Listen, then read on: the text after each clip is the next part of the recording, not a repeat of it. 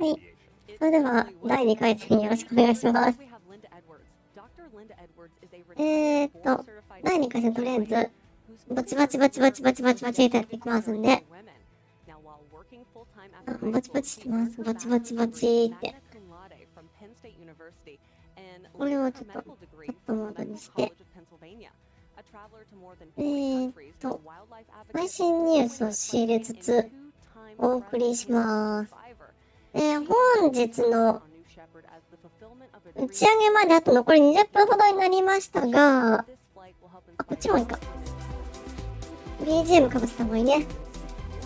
今回のブルーオリジンは、本日、NS-38 ミッションっていうのを行います。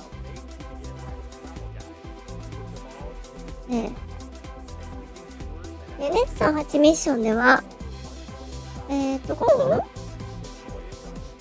乗員の一人が病気のため飛行できなくなり、今後のミッションで飛行することを発表しました。まだ6名の乗員は、ブルーオリジンのニューシェパード打ち上げ運用ディレクター、ローラ・スタル博士です。ローラはティム・ドレクスラー、リンダ・エドワード博士、アラン・フェルディナンデス、アルベルト・グディエルテス、ジム・ヘンドレーと共に宇宙を目指します。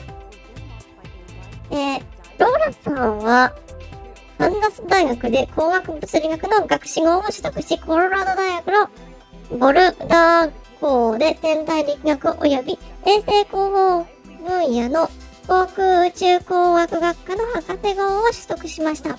ローラ博士には、彼女の愛犬バーシーがいて、彼女の在籍中、ブルーオリジンで常連でした。ローラさんってのはね、どの人かっていうとね、ダブルでテイズ戻ってきました。いらっしゃいませ。ありがとうございます。ローラさんね、ローラさん。どれローラさんとりあえずメンバー紹介ね。本日のミッション NS-38 なので、本日のブルーオリジンのミッションとしては、こちらに書いてある通り、本日のブルーオリジンミッションは、NS-38 ミッションパッチをリリースしました。埋め込まれた記号には以下のように含まれています。これだね。これについての説明だね。窓の中の人々は、ニューシェパード38回目のミッションに乗る我々の乗員を示しています。パルマン線は、ドレイクスラー宇宙旅行と最終フロンティアの展望への野望を示しています。この、放射線みたいに伸びてる、これですね。DU と FLY のイニシャルは、FN 両親を表しています。DU は銅の象徴であり、彼のイメージは金属スクラップ業界の銅の王と知られておりました。FLY は彼の母親のイニシャルです。どこだ？どこに書いてあるんだ？どっかに、これね、ここに、目を凝らすとね、ここの、島みたいなところに CU と FUY と書いてあります。次、ダイヤモンド DA42 は、グレテエスとドレクスラ飛行への愛情を象徴してるんです。ダイヤモンド D42？ わからないだろう。で、F15 については、彼の息子が操縦したヘンドレーンの F15 イーグルを象徴しています。送信機と女性のシンボルは、エドーフェンが医療キャリアで経験した成功の実を表してます。何それ？ここね。ここにね、詳しいけど、そのさ、女性のシンボルっていうか、なんだけど、そういうことね。何かと思ったら、ちょっと、やべえもんじゃないかと思ったけど。やばいもんじゃなかったって、別に、丸に十字幕のマークがここに書いてあります。ここですね。次、大気を貫く光の灯台は、フェルナンデスの人生のモットー。私は夜の灯台。信じ、強さと技術を持ってそれに向かうことを努力をすると示しています。お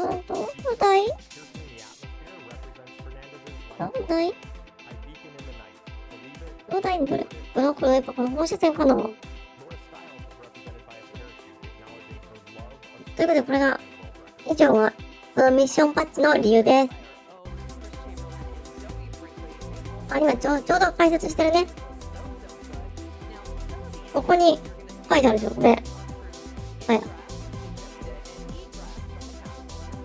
じゃあ15分前です。今回のメンバーの紹介をします。ティム・ドレクスラーさん。ティムさんだ。これですね。この白髪でちょっと、そこそこいい感じの年の推定年齢60かなぐらいな感じの人です。この人は、ティム・ドレクスラーさんは、エースアスファルトの元オーナー兼 CEO であり、40年間にわたり、家業の大手土木請負会社へと育て上げました。2002年にはアンスト&ヤングの年間企業家賞を受賞しました。会社を売却した後は、今は航空の情熱を追求し、ヘリコプターと飛行機のパイロットの両方となりました。コックピットの外では熱心な園芸家、料理人、マウンテンバイクの愛好家、そしてホームオートメーションの愛好家でもあり、ティムは妻のパムと結婚して19年となります。宇宙への旅はティムの航空における次の大きな飛躍となるでしょう。リンダ・エドワード博士。このパンチパーマンみたいな人で、パンチパーマンってぐるぐるした人ね。この人がリンダ・エドワード博士という人で、リンダ・エドワード博士は40年間のキャリアで女性のケアに捧げた退職した認定産婦人科医であり、高校卒業後はフルタイムで働きながら、ペンシルバニア州立大学で入党で学士号を習得し、ペンシルバニア医科大学で医学の学位を取得しました。40カ国以上を旅し、野生生物保護者であり、受賞歴のある馬術選手、そして2度の乳がん生存者である彼女は、40年かけて築き上げられた夢を実現としてニューシパードへのフライトを受け入れています。彼女は自分のフライトは他の女性たちの夢を追う勇気となる場と願っています。それじゃなくてフライトでしたね。次、アラン・フェルナンドさん。アランさんってこれだね。アランさん、この人。この中だと2番目ぐらいに若いわな。3番目かな、わかんないな。この人が次、アランさんね。アラン・フェルナンドは、国際的な不動産開発業者兼投資家であり、30年以上にわたるキャリアは、困難な産業機械の見習い期間を終えて自分の道を切り開こうとする夫婦の意思を反映しています。ヨーロッパとフランス領ポルシネシアで、キューバインストラクターとして生活をした後は、初期の数年間は22歳の時までに人生を変えるダイビング事故に彩られました。ダイビング事故ばっかし起こしましたと。忍耐と企業と精神でキャリアを再構築しました。献身的なアスリートであるアランは、妻と、娘、そして、活気のあるペットの家族と共に暮らしています。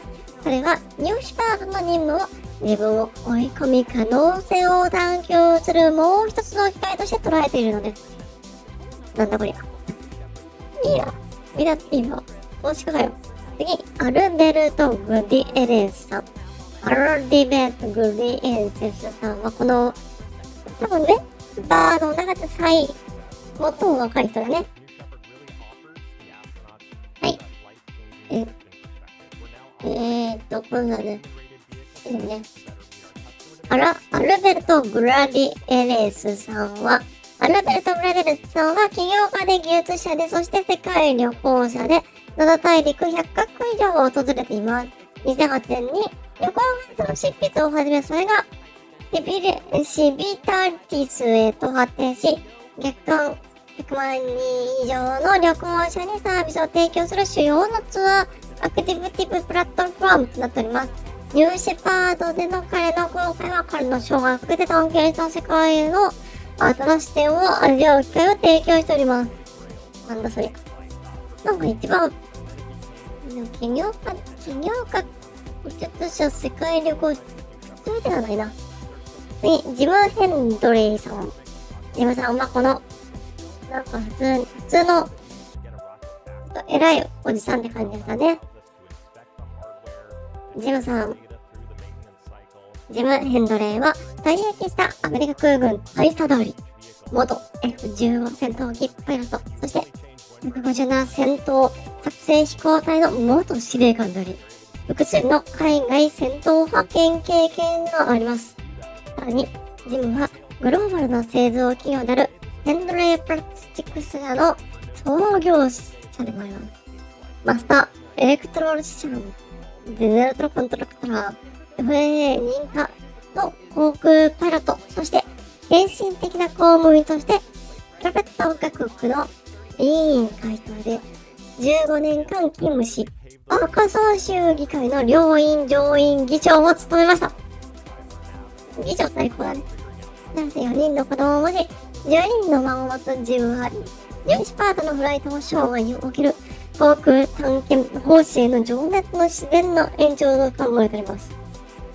で、みんなそんな頭偉いの。みんな賢いですね。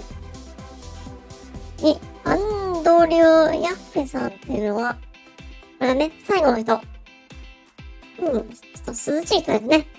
アンドレさん。アンドリュー・ヤッフェさんは、オクラハマ州マスコーギーで生まれ育ち、持続可能性と環境保護へのコミットメントを燃え、リサイクル協会で生涯を過ごしてきました。彼の宇宙への関心は、スター・トレックに触発され、人類の宇宙飛行、惑星探査、天文学への深い魅了へと発展しました。異なる文化を体験し、古代史を学ぶことで、楽しむ情熱的な旅行者であるアンドリューは宇宙での人類の位置づけとして地球を大切にする私たちの共通の責任に対する生涯の好奇心の継続として宇宙飛行にアプローチしてます。私は時計が9分でホールドになったことにやべえ。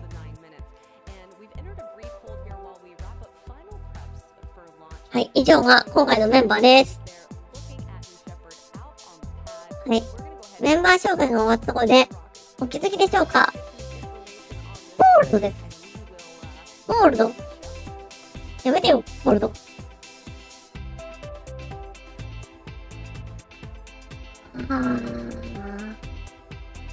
じゃあ、音量の方上げていきまーす。ハッチが閉鎖され、8年前にハッチが閉鎖されて、NS-38 最終チェックターミナルカウンターからの GO に先立ち進行中です。ですが、ただいま、ホールドです。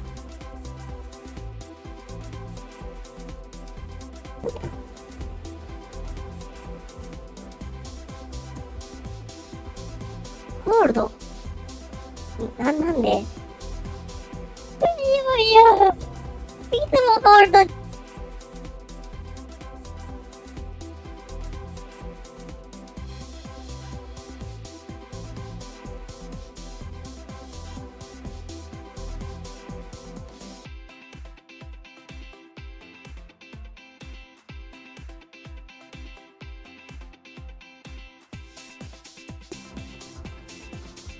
音量もなんでか安定しないんだな。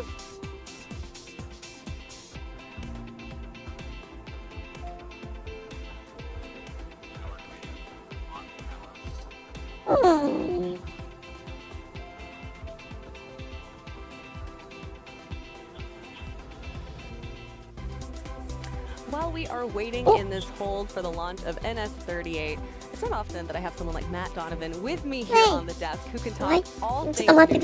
First, Matt, I want to talk about the crossover between the new Shepard program and our new one. I think there are some really foundational concepts, right? So one, New Shepard liquid oxygen, liquid hydrogen powered vehicle, right? And we've really made the investment at Blue over time to learn how to build engines that can operate with liquid oxygen, liquid hydrogen, how to do the ground operations, and that is then able to be the second stage of New Glenn. We've built the foundation for that capability there. Also, we talked about the reusability. We talked about landing rockets, right?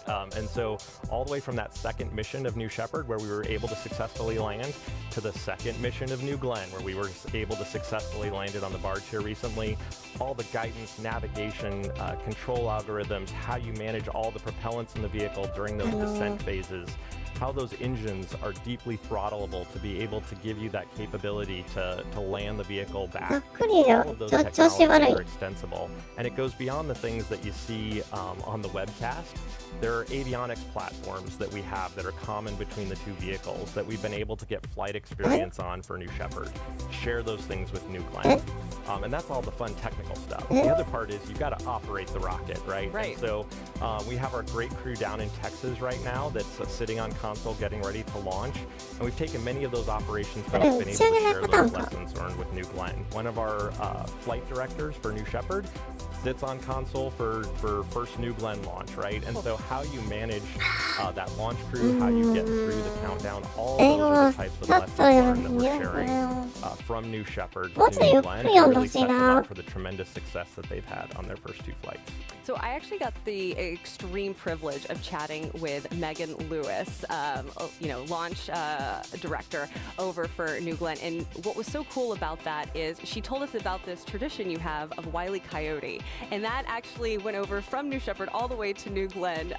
For our viewers, can you explain that a little bit? Yeah, I will say the first time I sat on console, I saw that WEC in the procedure, and it took me a minute to figure out what it was, but it's great that they've carried that over.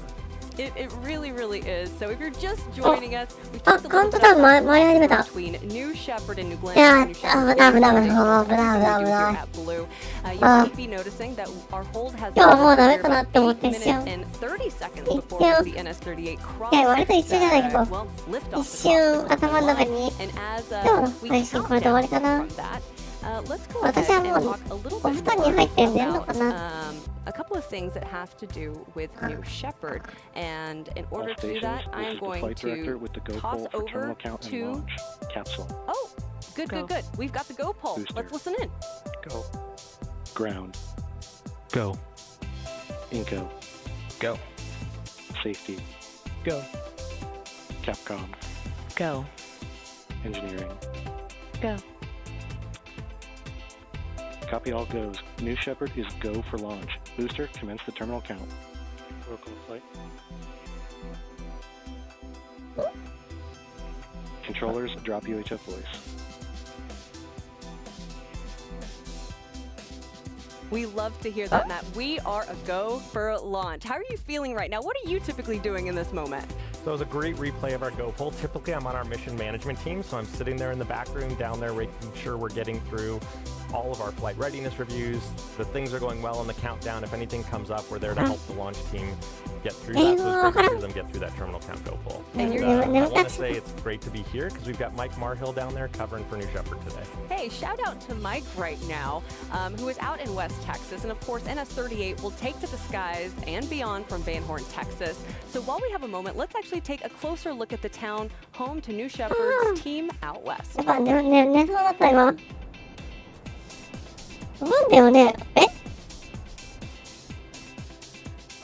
だよね。 2 hours east of El Paso sits Van Horn, population 2,000.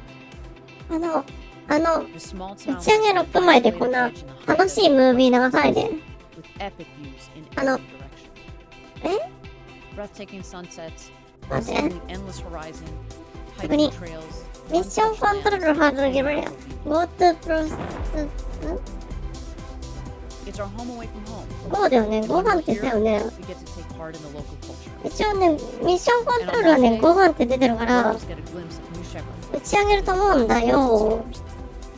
This is the home of New あれ、 Shepard. 誰もいなかった。 20 miles north of 私が寝てる間に誰もいなかっ New Origin occupies a majestic valley as far as the eye た。あ can と see. 6分だよ。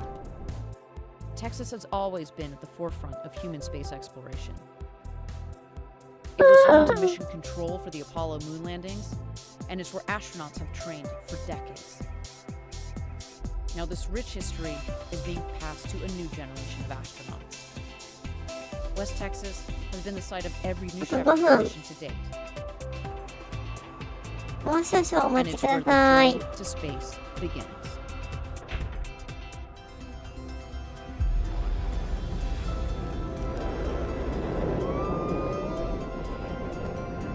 お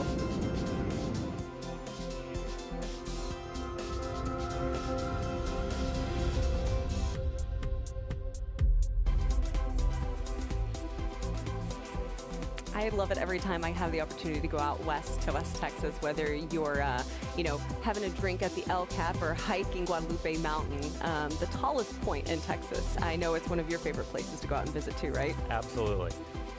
So let's talk a little bit more as we're about T-minus 5 minutes until the launch of NS-38. Let's go through the flight profile and go a little bit more in depth on this experience for our astronauts. Yeah, so in this animation here, you can see that BE-3PM engine firing. めっちゃ今で5分前になりました。 Capsule away from our launch site here in West Texas. We get through Max Q, that period of maximum dynamic pressure. And as the vehicle heads up, we get to main engine cutoff. We shut down that engine. The vehicle coasts up into space.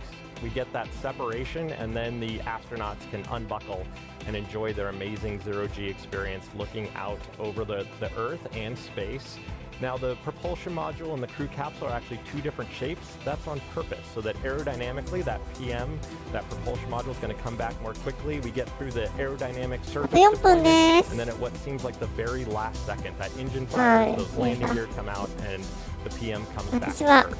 残り時間ちょっとで漫画でも読んでます。 is going to come back a little bit slower than the propulsion module is. So the astronauts are going to strap themselves back in, and as they re-enter the atmosphere, we're going to get to the point where we deploy the drogue parachutes, which slow the vehicle down, get it oriented for those main parachutes to deploy, and then we get a chance to see those beautiful free main parachutes deploy before the retro thrust system slows them down for landing. And you can see the entire flight profile right there on your screen. It is so great to be able to provide great flight for our astronauts. Getting 3 minutes where they can look out those big windows, some of the biggest ever flown in space. Now, Matt, I also want to talk about what's different right now. It's cold in Seattle, it is cold out in Cape Canaveral, and it is cold out in West Texas. So what are some of the things that we do to winterize the vehicle?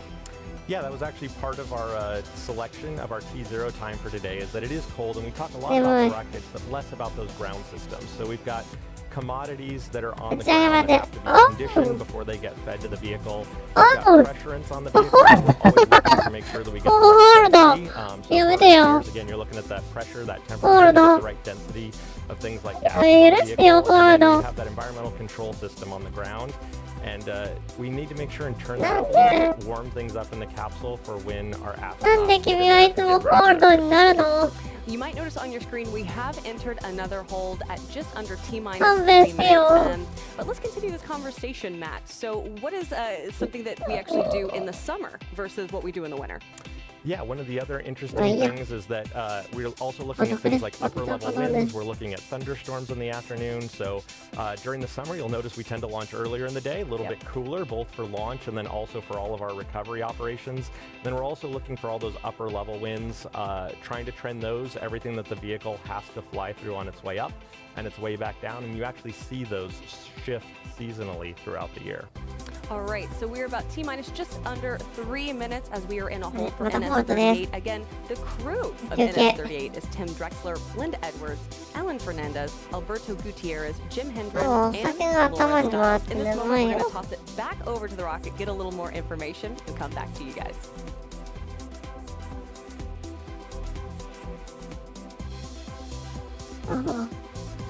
Okay,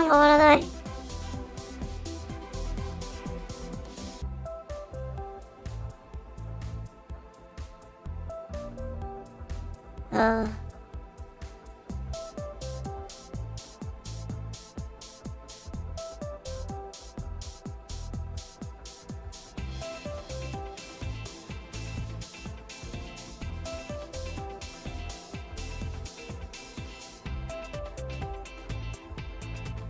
眠い。眠いのだ。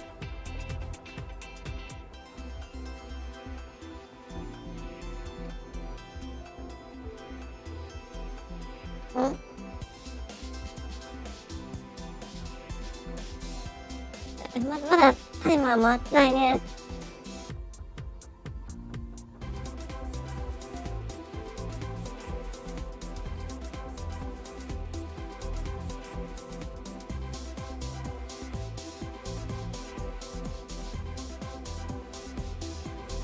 あ、眠い。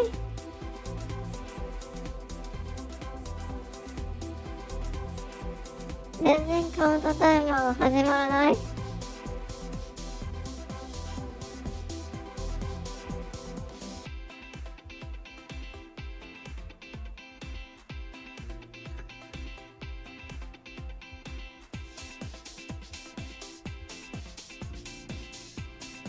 あ、眠いよ。タイマー回してよ。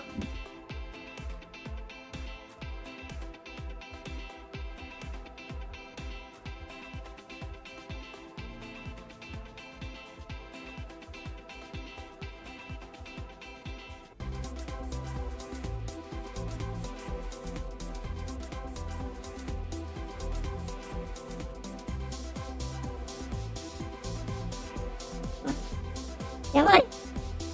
眠い。ホールドから解除したら教えて。ほんと寝ちゃいそう。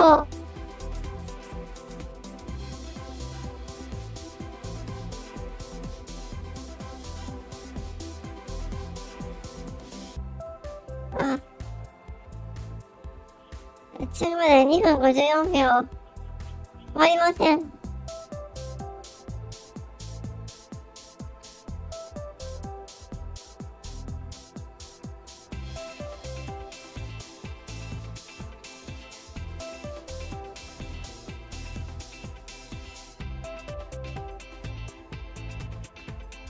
お。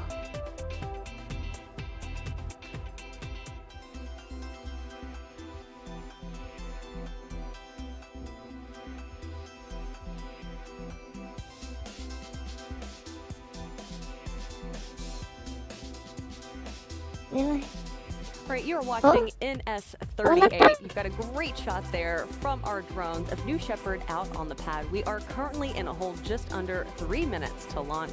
Now, one thing I want to chat with you about Matt, is that New Shepard has incredible windows. I mean, these are some of the largest windows ever flown in space, designed to give our astronauts that incredible panoramic look down at Earth. Tell us a little bit more about how those kind of compare to the Mercury capsule windows. Yeah, you're actually getting a chance on your screen right now to see a bit of the side-by-side comparison between those New Shepard windows and the Mercury capsule windows. Totally different perspective looking out those amazingly large windows that we have. One of the things that we get feedback from the astronauts about as well is that it's not just one window. When you look across the capsule and you can look through multiple windows, you get to see the entire panorama of the Earth and space. And so it's not, we find that most of our astronauts do tend to spend that time looking out their window, looking at space, looking at the Earth, but also just one quick glance across the capsule and they can see an amazing view that you can't see anywhere else.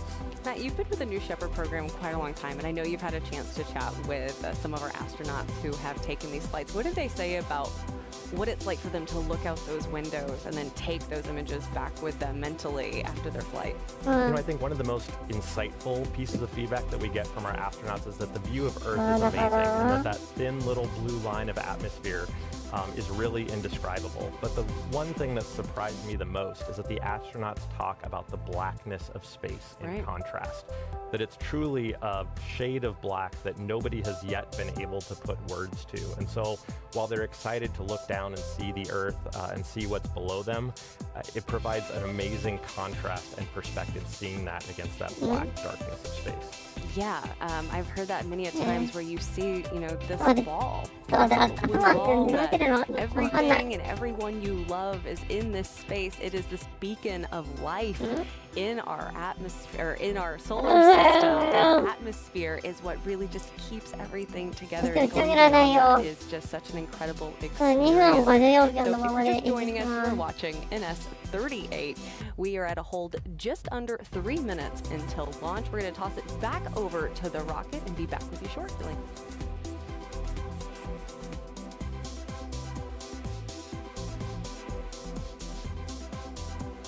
Never.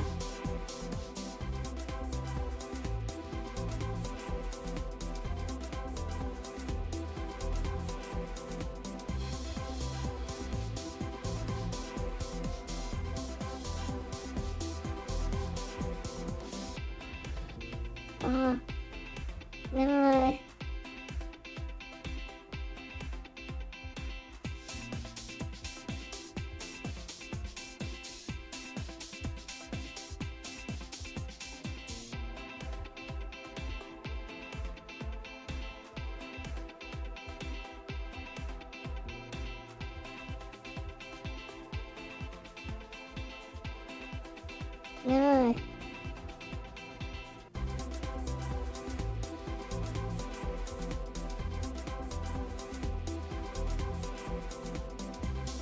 眠い。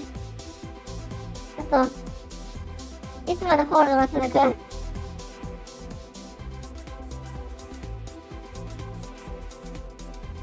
あっとダブルでケージなかなか飛びませんね。本当です。寝落ちから復帰。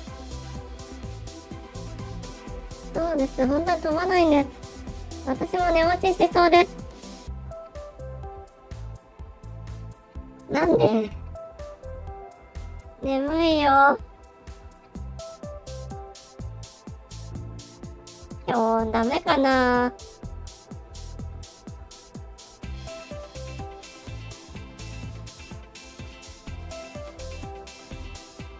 飛ばないなら飛ばないで。飛ばないよって言ってくれればいいのに。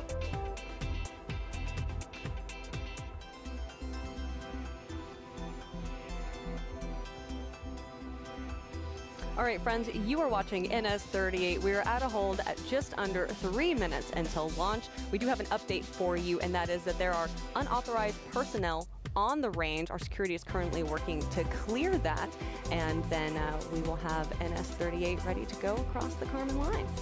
And at this point in the countdown, the vehicle, the ground systems, they're in a stable configuration while we wait for that to take place. And once that's resolved, we'll look to get back into our countdown. Well, Matt, again, it is such a pleasure to have you here with me on the deck. And since I have someone like you, you can give myself and our viewers a little more insight on your role. So I want to know a little bit more about what your day-to-day is like working with the Shepard program. Yeah, so my day job, responsible for system architecture, you can think about it as helping define what is New Shepard capable of doing. So, hey, we take 6 people to space.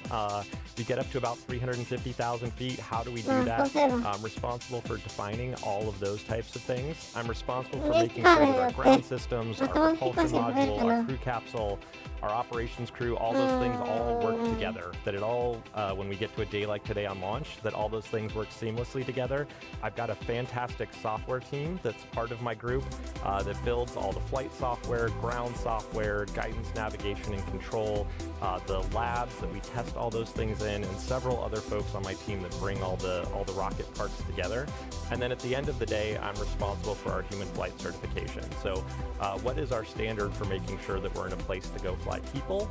Are we meeting that standard, and are we ready to go launch? So it keeps me busy on a day-to-day basis. How did you get into this?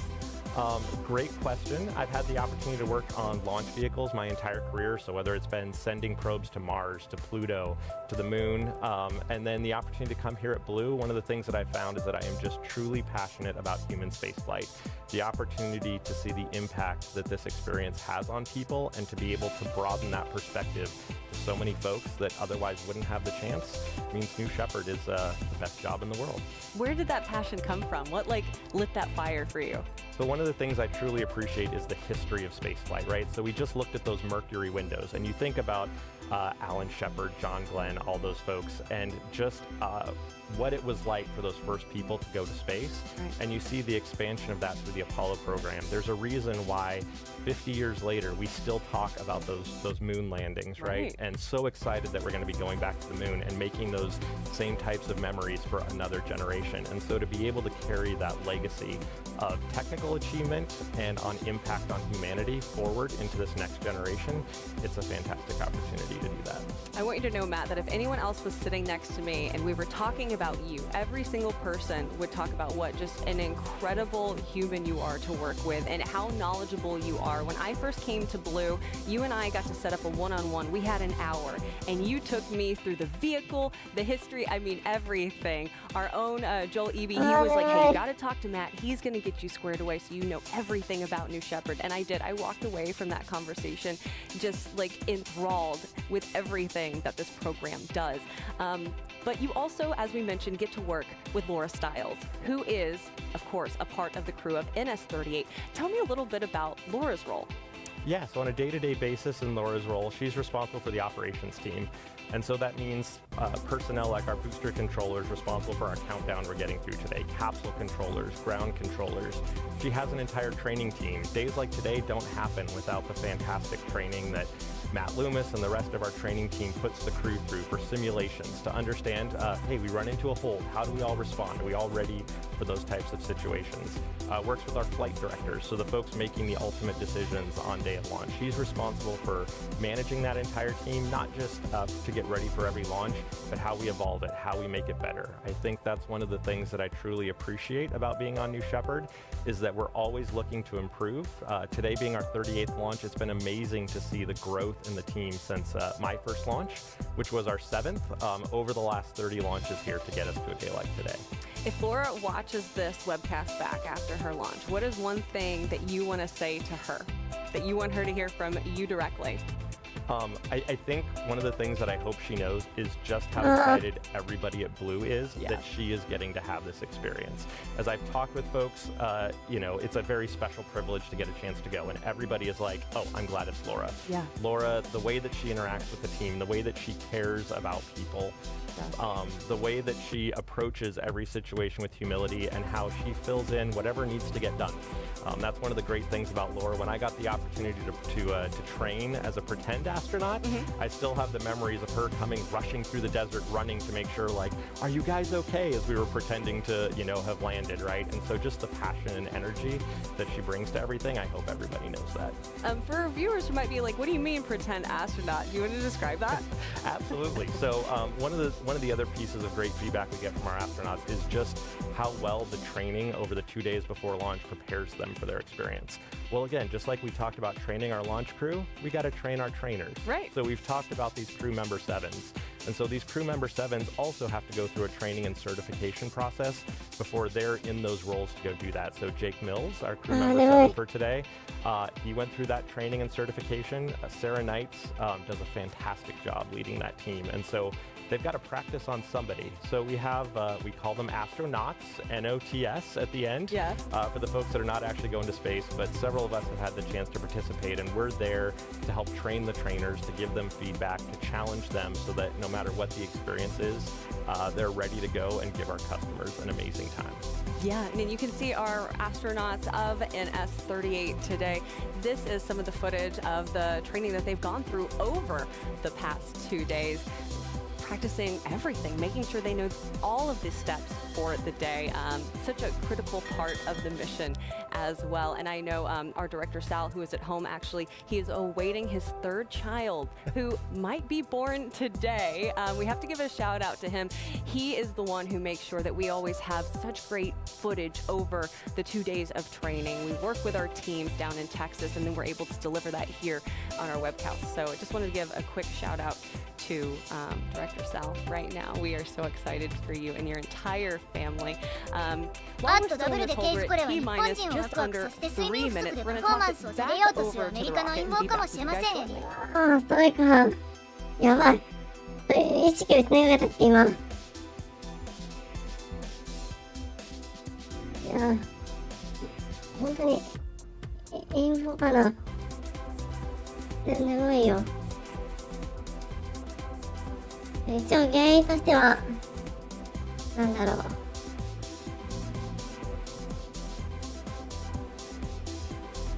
ニューシェパード38の発射危険区域内の許可されてない人員によって高速発動されました。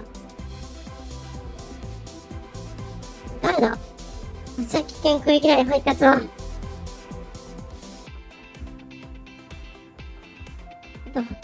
眠い。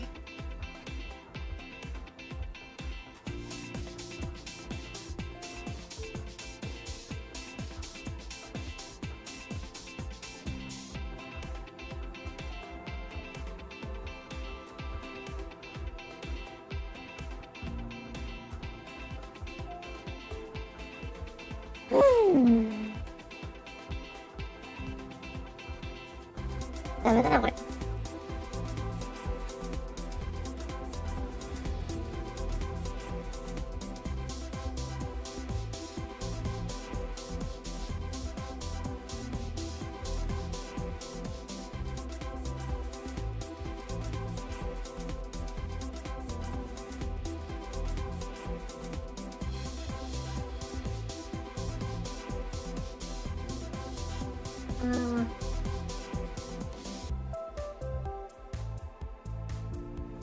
All right, friends, welcome back. We are waiting for the launch of NS-38. We're currently in a hold at T-minus just under 3 minutes. We expect just a couple more minutes of a hold to clear the range. But while we're in this hold, I want to talk about something that you briefly touched on, Matt, and that is one of the most significant aspects of a New Shepard flight is the profound effect it has on the astronauts who experience it and the ripple impacts it has on their lives and the lives of those around them.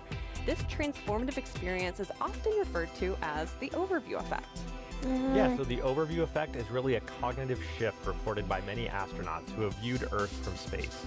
This phenomenon encompasses a range of emotional and intellectual reactions, some of those including just an overall sense of unity, having the ability to observe the Earth without any national borders, which fosters a deeper sense of global unity.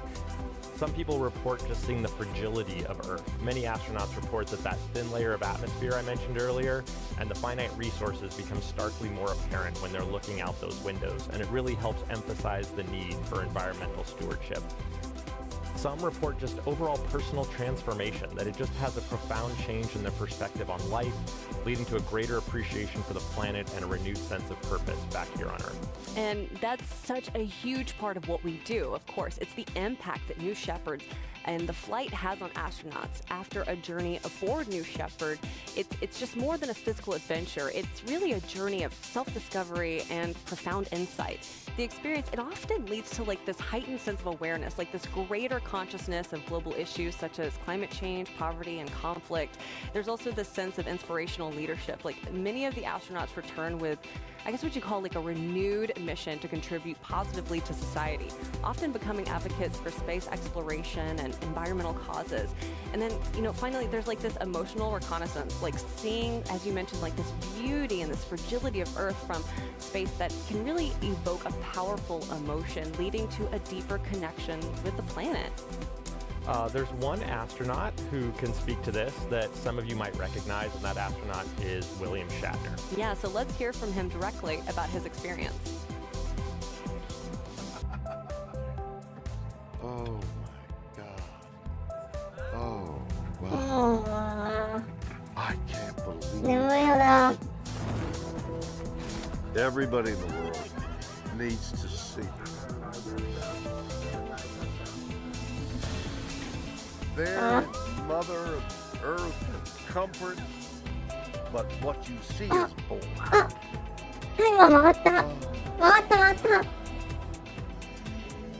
I hope I never recover. Maintain what I feel now. I don't want to lose it. What you have given me is the most profound experience I can imagine. I'm so filled with emotion about what just happened. Gee. Oh my God. Oh my God, じゃないよ。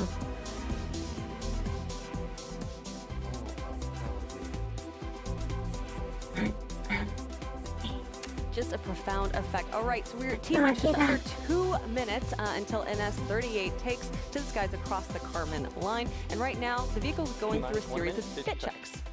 Yeah, now that we're back into the terminal count sequence, you can see the bridge retracting right there. We've retracted the sunshades, and that gets it out of the way for the vehicle to fly by at launch. And then these built-in tests go through and look at key systems like the aft fins, like the thrust vector control, make sure that we get through all of our slews of those systems, get to our limits, and that we've got a healthy vehicle before we fly. That's it. So as those checks are going on, we're going to toss it over to the rocket so you can listen in to the voice of mission control on these built-in tests.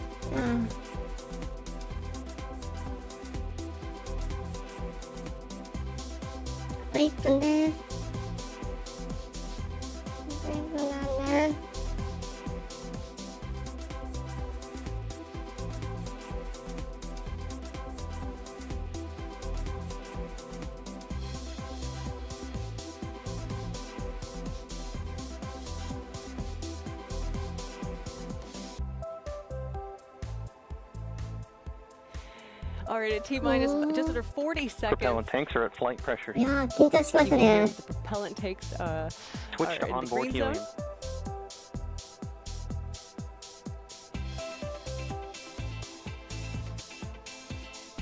Thrust termination system is armed. はい、残り27、25、 T-minus 25 seconds.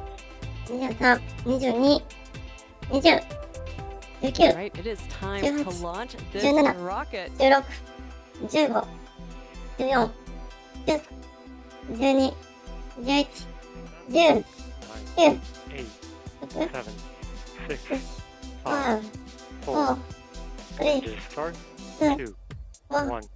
エミッション。いらっしゃい。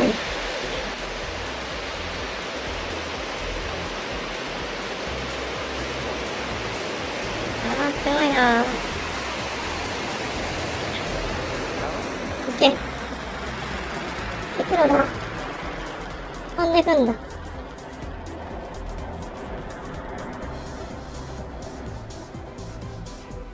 ぐぐぐぐぐぐ。 5,000 feet. Crew capsule passing もう 11,000 す feet. ぐ1万フィート超えます。 All right, New Shepard has Begin throttle cleared down the for fuel tower. limiting. Take a look on your screen It's on the nice. left hand Thank side of you. the screen. You'll be able to follow along with our telemetry, giving you Honda yo. altitude and speed. And on the bottom right hand side of the screen, you'll be able to see how far Max we Q, are maximum into dynamic pressure. NS-38's flight. あーじゃないよ。あ、パーン。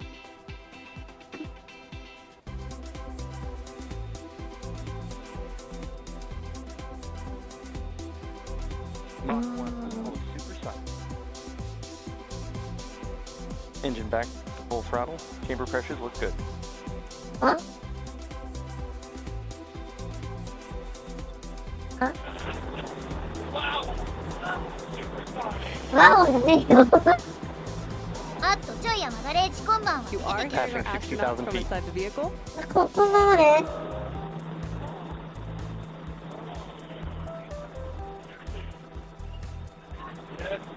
よしよしよし。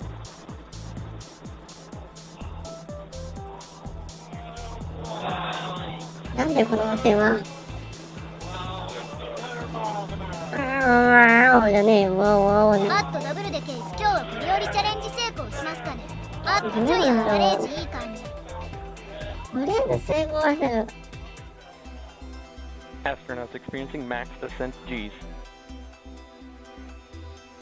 Begin throttle down. Stand 問 by 題な detail. く飛行してる。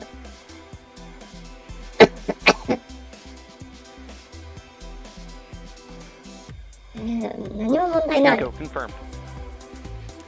Miko is main engine cutoff. え、カットオフしちゃったらしっかり。リードだ。セパレーション。来い来い来い。あー。 Confirmed. ゼロでいいな。 Your GoPro. 重力を振り切った。 Start your GoPro. 実際に重力振り切ってないんだけどさ。おー。You'll notice the 重力。 telemetry graphics has split. Capsule body rates look good. One for the booster, one for the capsule to follow their respective journeys. なんだよ、この猿みたいな声は。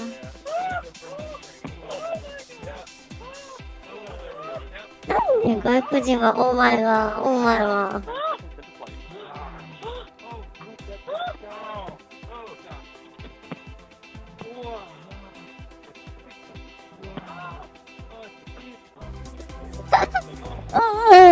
おーしかないぞ。Capsule has passed the Carmen limit. カプセルの中から聞こえる音声が、オーマイガーしか聞こえないけど、もうちょっとこう、中にこう、こんな感じ。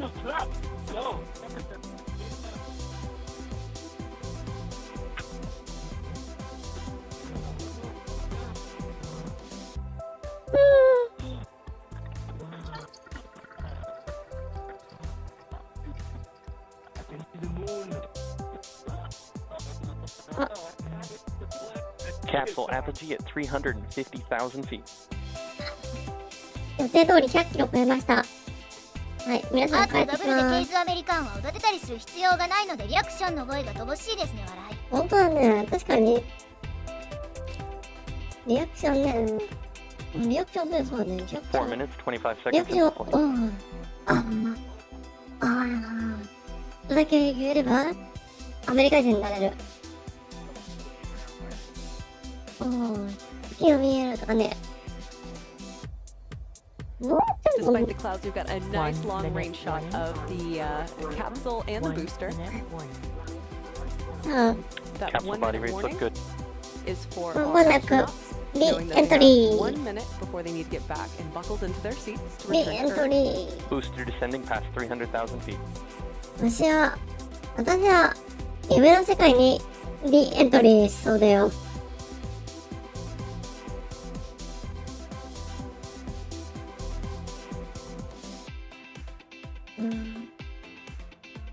The booster will land about 2 miles Astronauts north returning to seats. of where liftoff was. Booster descent nominal. The booster, of course, returning first 眠 because of い。 the aerodynamic shape 眠いのだ。 and to give our astronauts just a little more time. 集中力が尽きてきてるな。おやすむ。 Booster forward fins deployed. お。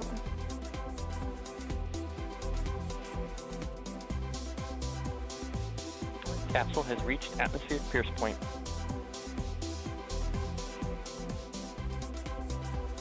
あ、眠い。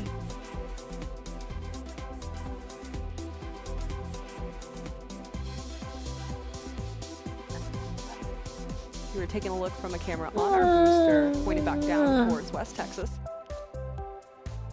Astronauts experiencing max G. Just over 6 minutes into NS-38, ここは New 順調に Shepard's 進んでます。 38th launch.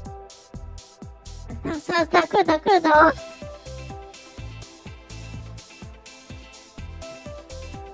さあ。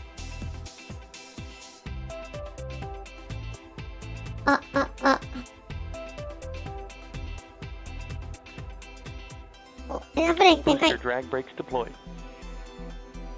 Nice infrared shot there. Approaching engine restart. エンジンリスタート準備開始。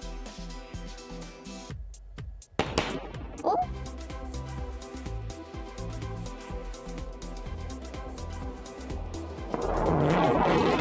Engine restart. さあ、着陸に成功するでしょう Landing か。 mode deployed. わあ。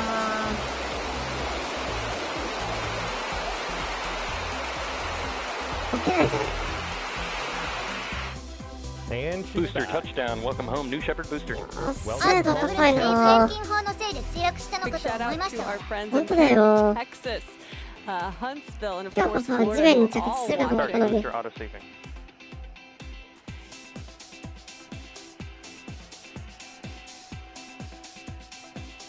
じゃあ、残ったら、カプセルの着地だけで It was a cloudy day out in West Texas as the cold front is moving in, but a beautiful shot あとダブルでケイズご利用りチャレンジ成功です。 again 2 本 miles 当だよ。 from the launch pad. なん We're で about 成 8 功する minutes の？ into NS-38. New なんで Shepard. 成功するのこれって。 Stand by, capsule drogue.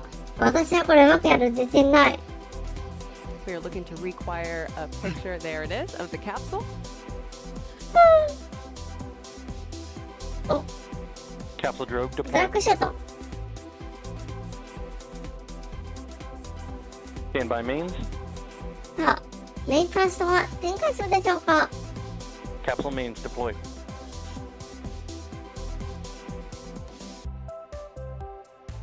まあまあまあまあ。いい感じに。私はも There う、 you have it. 3 beautiful main shoots. Capsule mains inflated.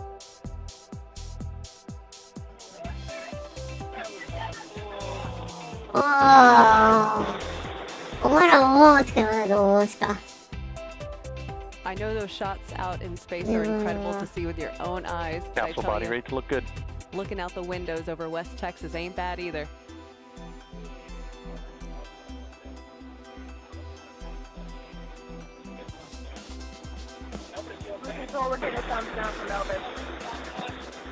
Capsule landing zone is within expected range limits.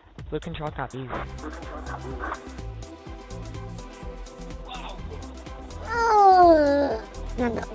Just under 1,000 feet to land. Capsule descending past 1,000 feet.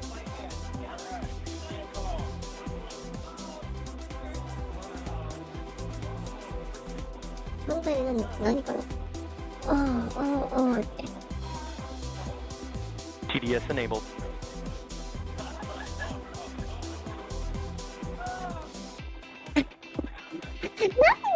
あっとダブルでケージだいぶ流されてますね。流れてるけど、流れてる以上にできないのはね、カプセルの中から聞こえる声が本当にね、お前ら、O と R とか A を言って、そんな感じだよ。いいじゃん、道路に近い。よし。 Capsule touchdown. Welcome home, NS-38. はい、無事着陸成功しまし Above た。 and beyond. A great touchdown there. The Yeah, retro thrusters are doing 素晴らしい飛行でしたね。 exactly what it's meant to do, puffing up that West Texas dust ね and slowing down the capsule to about a mile or two before landing. 眠くなければ最高の Day 打ち上げでし to た。 fly. Right now, the team is actually それでは私は to, of course, 着 greet our 陸が成功 astronauts した at こ the と landing は site, and 確 that's when 認 they're でき going た to ので、 begin to 私 save は the もう capsule 寝ま and す。 to open the hatch. 私はもう Looking 寝 forward to ま hearing す。 directly from our astronauts about で their は experience. Now, Matt, for our viewers Ma'am, who might be tuning in what for is the it? first time, can you explain what it Yeah. means to save the capsule? Yeah, Yeah, there's right. actually, again, New Shepard, an autonomous vehicle. So あ there's っと actually 山ナ autonomy レージお built 疲れ into the 様でござい capsule. ました。 We ありがとうござい constantly ます。 say that once the あっ capsule とダブル lands, で we ケ make ージを sure 疲れ that 様でした。 predators are お疲れ vented, 様なの we で make sure that ordnance is では safe, 私寝ます。 that essentially it's in じゃあ an ね。 acceptable configuration for our recovery crew to get out there. They'll get the capsule grounded in case we built up any static charge on the way to space, and then that way we can proceed with the rest of the recovery operations and give the astronauts a chance to have that special moment of coming out of the capsule. Yeah, and get to あっと you デ know, ック2 embrace their friends, 1164 their 遅くまで見 families, てい their ただ loved きありが ones, とう our ございます。 CM7s, lots of hugs all around there.